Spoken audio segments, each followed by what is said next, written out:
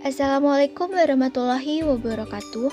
Perkenalkan, nama saya Nur Aisyah dengan NPM 21407030336. Dalam video ini, saya akan sedikit menjelaskan tentang prinsip-prinsip legal dalam praktik keperawatan. Untuk mengetahui lebih lanjut, apa saja prinsip-prinsip legal dalam praktik keperawatan? Yuk, simak videonya. Yang pertama, malpraktik.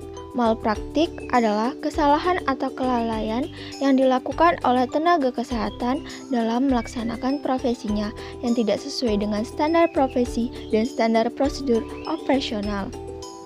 Akibat kesalahan atau kelalaian tersebut, pasien menderita luka berat, cacat, bahkan meninggal dunia.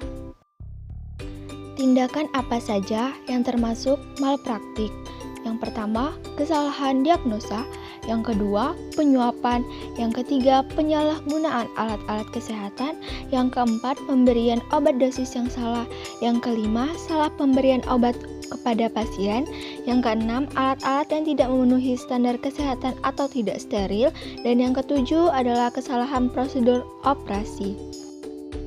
Dampak dari malpraktik.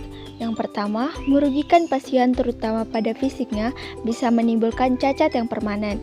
Yang kedua, bagi petugas kesehatan mengalami gangguan psikologisnya karena merasa bersalah. Yang ketiga, dari segi hukum, dapat dijerat hukum pidana. Dan yang keempat, dari segi etika, melanggar etika bukan tindakan profesional. Bagaimana pencegahan malpraktik? Yang pertama, selalu bertindak berhati-hati. Yang kedua, mencatat semua tindakan medis dalam rekam medis. Yang ketiga, apabila ada keraguan, konsultasi kepada dokter atau senior. Yang keempat, menjalin komunikasi yang baik dengan pasien, keluarga, dan masyarakat di sekitarnya. Prinsip yang kedua, neglekted.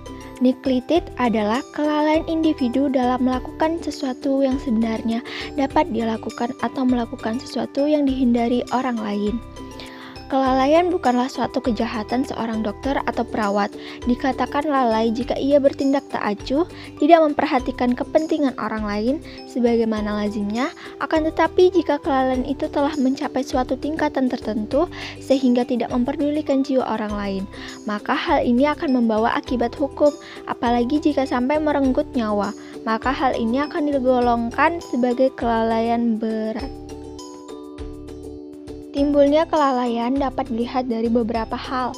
Yang pertama, tidak melakukan kewajiban dokter, yaitu tidak melakukan kewajiban profesinya untuk mempergunakan segala ilmu dan keterampilannya. Yang kedua, adanya hubungan sebab akibat, yaitu adanya hubungan langsung antara penyebab dengan kerugian yang dialami pasien sebagai akibatnya. Yang ketiga, menyimpang dari kewajiban, yaitu menyimpang dari apa yang seharusnya dilakukan. Yang ketiga, pertanggunggughatan dan pertanggungjawaban. Pertanggunggughatan adalah suatu tindakan gugatan apabila terjadi suatu kasus tertentu. Contohnya, ketika dokter memberikan instruksi kepada perawat untuk memberikan obat kepada pasien, tapi ternyata obat yang diberikan itu salah dan mengakibatkan penyakit pasien menjadi tambah parah dan dapat merenggut nyawanya, maka pihak keluarga pasien berhak menggugat dokter atau perawat tersebut. Selanjutnya, pertanggungjawaban. Pertanggungjawaban adalah suatu konsekuensi yang harus diterima seorang atas perbuatannya.